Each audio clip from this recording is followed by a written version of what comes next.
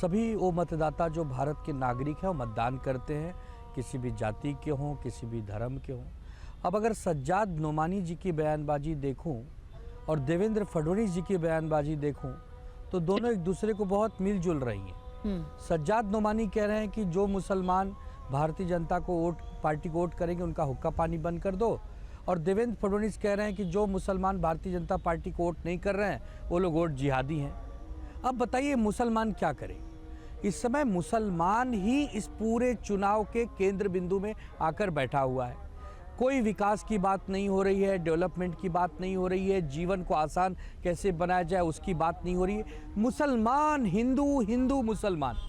देखिए, हर राज्य की अपनी एक परिस्थिति होती है, अपना एक चुनावी समीकरण होता है। जहाँ तक हमने समझा है, महाराष्ट्र में छत्रपति शिवाजी महाराज को मानने वाले लोग रहते हैं। यहाँ हिंदू, मुसलमान, सिख, ईसाई बड़े प्यार मोहब्बत से रहते हैं। छत्रपति महाराज जी के सेना में तो बहुत सारे मुस्लिम सैनिक भी थे जो हिंदवी स्वराज की स्थापना के लिए मुगलों से लड़ाई लड़ रहे थे।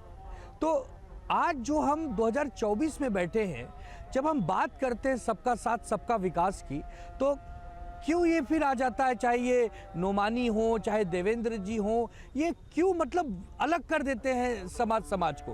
अरे भाई, मुसलमान भी मतदाता है, हिंदू भी मतदाता है। मैं आनंद दुबे हूँ तो मैं हिंदू हूँ, इसका ये मतलब तो नहीं कि मैं किसी गैर हिंदू को अपमानित करता फिरूं या उसको नीचा दिखाने की कोशिश कर। हाँ, पर कोई पार्टी ये नहीं कह सकती ना, कोई पार्टी ये नहीं कह सकती या कोई शख्स ये नहीं कह सकता कि अगर आनंद दुबे ने शिवसेना को वोट दिया तो आनंद दुबे को आप बॉयकॉट कर दीजिए, उसका हुक्का पानी बंद कर दीजिए।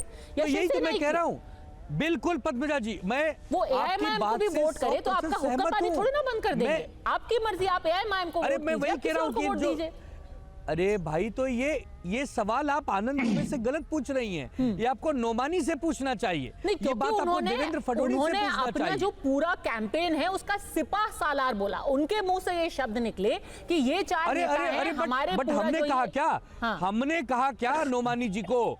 हमने कहा नोमानी जी को कि आप हमें सिपा सालार बोलो। कल मैं कह देता हूं कि समझ लो रसिया के पुतिन है, मैं कहता हूं रसिया के पुतिन सिपा सालार है, क्या मतलब निकला इसका? किम जोंग सिपा सालार है। किसके मतलब सिपा सालार है?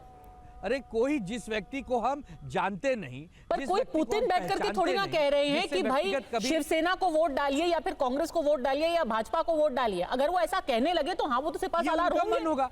ये भारत के लोकतंत्र में उनका अधिकार है। कोई किसी के लिए अपील कर सकता है, कोई किसी का समर्थन और विरोध कर सकता है, किसी का धमकी दे सकता है। उनसे पूछिए ना, किसी को कह सकता है कि तुम गद्दार हो। प्रश्न कभी उठ ही नहीं सकता। खबरदार कि किसी भी मुसलमान ने यहाँ पर जाकर के भारतीय जनता पार्टी को वोट दिया, धमकी दे सकते हैं? क्या ये लोकतंत्र में हो सकता है? क्या ये फंडामेंटल राइट के विपरीत नहीं है? बिल्कुल नहीं हो सकता। अरे बिल्कुल नहीं। तो उनपे कार्रवाई करिए। आपकी पुलिस है, सरकार है, चुनाव आयोग है, आपको लगता है कुछ गलत है, आप कार्रवाई करिए। ठीक है। वरुण सिंह, तुम कौन मैं खामखा जबरदस्ती के सिपा सालार बना दिया? एक सेकंड, बस 10 सेकंड, बहुत इंपॉर्टेंट एक बात है की बात करिए। ठीक है, 10 सेकंड आप लीजिएगा सिद्धार्थ यादव, फिर वरुण सिंह। बहुत इंपॉर्टेंट बात है। ठीक है। हाँ, मैं पद्मजा जी, मेरा एक थोड़ा पॉइंट ऑफ ऑर्डर था। मैं पता नहीं वो बात कैसी लगे, पर अभी जैसे ही आनंद दुबे जी बोलने लगे, पीछे से अजान की आवाज आने लग गई, तो मुझे क्लियरली सुना नहीं। अगर ये तकलीफ मेरे साथ ही है तो पीसीआर ठीक कर दे, अगर सबके साथ है तो फिर आनंद जी से पूछना चाहता हूं, भस्म रगड़ करके मस्जिद के बाहर तो नहीं बैठे हैं कहीं? क्योंकि वो टीवी पे कुछ और ऑप्टिक्स दिखाना चाह रहे हैं, कहानी उनकी पार्टी की प्रदेश में कुछ और ही चल रही है। तो ऐसा क्यों हुआ कि जब वही बोलने लगे तो पीछे से शर्म आनी चाहिए? समस्या यादव जी, आपको शर्म आनी चाहिए। आप कैसे नेता हो यार? आप मतलब लाज शर्म सब बेच खाए हो क्या?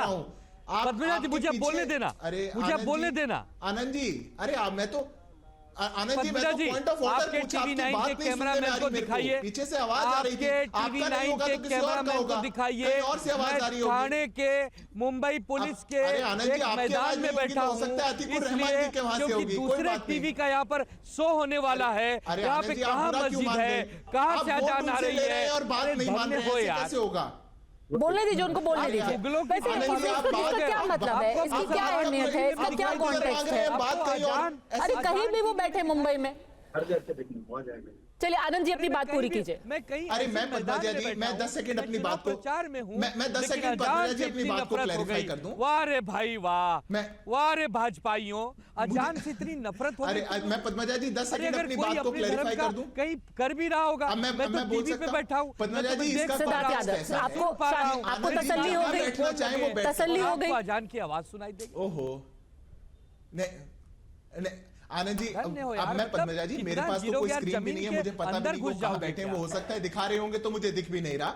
मेरा तो प्रश्न इतना था कि अगर आपकी पीसीआर को जहां से भी बैकग्राउंड की आवाज आ रही है, क्योंकि आनंद जी का रिश्ता आजकल गहरा है, इसलिए मुझे लगा। चलिए आपके पास स्क्रीन नहीं है और मुझे नहीं पता कि वो कहां बैठे हुए हैं, पर क्योंकि आपके पास स्क्रीन नहीं है, वैसे तो इस बात का कोई रेलेवेंस नहीं है, पर आनंद जी अभी बकायदा त्रिपुंड लगा करके बैठे हुए हैं। चलिए कोई बात नहीं, कोई बात नहीं, इसका मेरे को लगता नहीं कि इस डिबेट में कोई रेलेवेंस है। मैं जिहादी हूँ, ये लोग कहेंगे मैं जिहादी बन गया। पद्मजा जी मैं पद्मजा जी मैं महत्वपूर्ण बात कह दूं, आनंद जी ने इतनी बेहतर बात करी और उन्होंने कहा सबको समर्थन और सबको विरोध करने की बात है, तो एक बार विरोध कर दीजिए ना उनका, जिनने मांगे रखी हैं।